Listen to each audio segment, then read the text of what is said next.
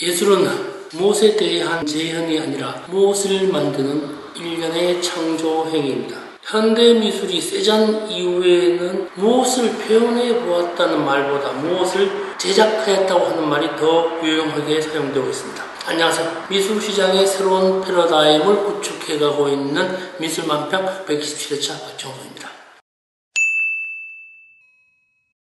엊그제 20년 가까이 미술시장 중심에서 활동하고 있는 어느 갤러리스트를 만난 일이 있었습니다. 이런 말을 합니다. NFT가 과연 미술시장에서 활성화될 수 있을까? 정말 이 상태가 자리 잡아 나간다면 화랑에서는 뭘 할 수 있지? 미술시장의 구조적 변화가 있기는 한데 앞으로 어떻게 대처해야 할지 감이 잘 잡히지 않는다라는 푸념을 들었습니다. 이 원작이 없는 디지털 이미지를 대량 배포한 후 수많은 사람들이 선호하는 디지털 이미지에 대한 소유권을 판매하겠다는 아이템입니다.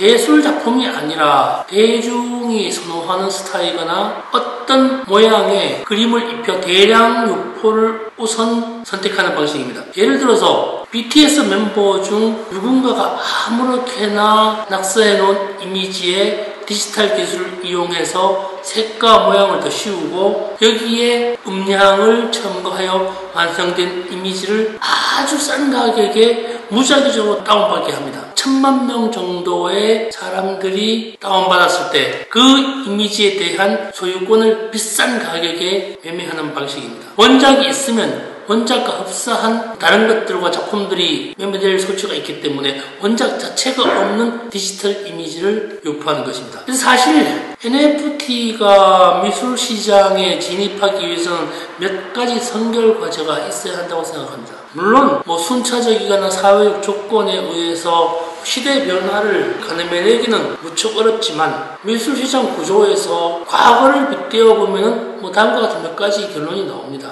첫 번째로요, 원작 혹은 오프라인상의 유사 이미지가 없어야 합니다. 오프라인상의 원작을 변형하거나 그것을 디지털화하여도 문제는 없지만 어느 예술가의 작품 구성에 있어서의 혼선이 일어나게 됩니다. 디지털과 아날로그에 대한 가격 비교가 없어야 생산이 높습니다. 두 번째로요, 이미지에 대한 대중성 확보입니다. 좀 전에 말씀드렸지만 수천만 명이 알고 있는 디지털 이미지에 대한 소유욕이 발생하기 쉽기 때문입니다. 다시 말씀드리지만 이미지를 소유하는 것이 아니라 소유권을 소유하게 되는 것이지만 말입니다. 세 번째로는요, 하나밖에 없는 특별한 조건이 필요합니다. 예를 들어 BTS 영상 1억 번째 뷰를 스크린 캡처해서 거래한다면 가능한 일입니다. 두 번 다시 1억 번째 뷰를 캡처할 수 없기 때문입니다. 간혹 미술계에서 현재 일어나고 있는 일입니다만 원작을 디지털화해서 NFT 코드를 심어서 판매하는 경향이 조금 나오긴 합니다만요.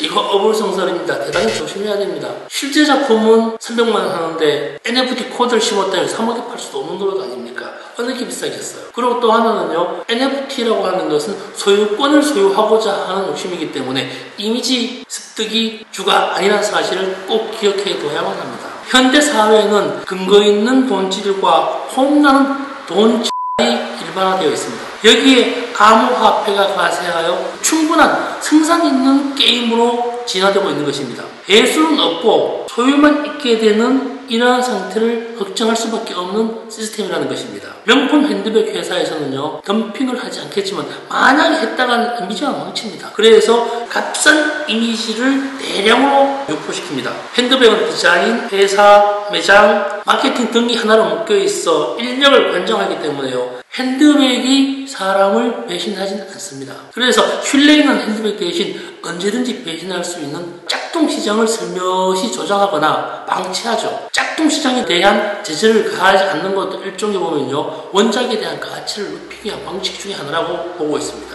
대중의 사랑과 관심을 받아야만 진품의 진가를 발휘하기 때문입니다. 이런 NFT가 아니어도 마찬가지입니다. 이중섭, 박수근 그림을 알고 있는 수많은 사람들이 있기 때문에 그들의 작품이 비쌉니다.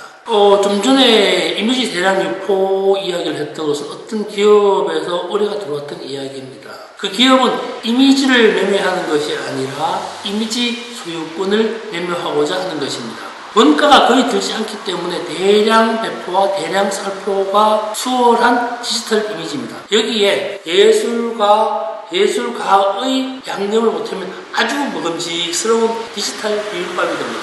지금까지의 미술시장은 성공한 미술작품 스스로가 하나의 생명체로 활동했습니다. 명품은 아니지만 명품보다 더한 초울트라 캡장 비싼 물건으로 자리해왔습니다. 돈이 거의 들지 않는 디지털 이미지처럼 디지털 이미지 제작에 돈이 들지 않는다는 게 아닙니다. 디지털 이미지를 배포하고 유포하는 방식에 있어서는 오프라인보다 비용이 훨씬 적게 들거나 거의 안 들 수도 있다는 이야기를 하고 있습니다.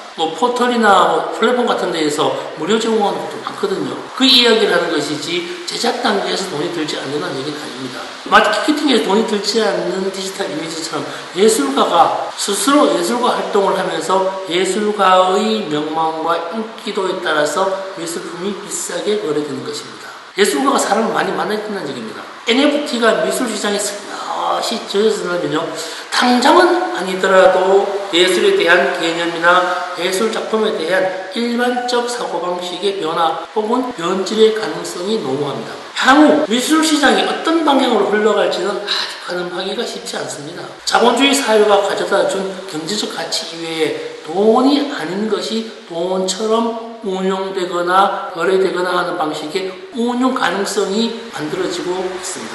어쩌면요, 온라인 사회, 온라인 국가가 만들어질지도 모릅니다. 온라인 사회에서 자체적으로 값어치를 보증할 수 있는 다른 어떤 무엇이 유통수단으로 사용될지도 모를 일입니다. 예술작품에 대한 리세일 시장이 있어야 가치를 획득하듯이 NFT 또한 소유권으로 리세일 시장에 등장할 가능성도 조심스럽게 점쳐봅니다. 작품 이미지가 매매되는 미술시장에서 작품 이미지 소유권이 매매되는 시장이 점차 진입이 되고 있다는 사실입니다. NFT가 자리 잡는다면 예술가들 또한 긴장의 끈을 놓쳐서는 안 됩니다. 이미지 저작권을 예술가가 지내야만 다양한 부가가치를 생산할 수 있습니다. 본인이 가지고 있는 이미지 저작권을 다른 사람이 소유한다고 생각해보세요. 작품 창작 영역 범위가 대단히 좁아들게 됩니다. 예술가들은 창작이 아니라 엔지니어 기술자로 전락하는 사태가 발생할지도 모릅니다. 새로운 것이 좋을 수도 나쁠 수도 있습니다만 예술 창작의 영역에서는 현재 작금의 상태를 만만하게 볼 수만은 없습니다. 물론 이러한 NFT 시장이 우리 사회에 어떻게든 자리를 잡아 나갈 것은 분명합니다. 더 조심스럽게 진단해야 할 것 같습니다. 오늘 이야기가 유용했거나 재미있었다면 좋아요와 구독 그리고 알림종을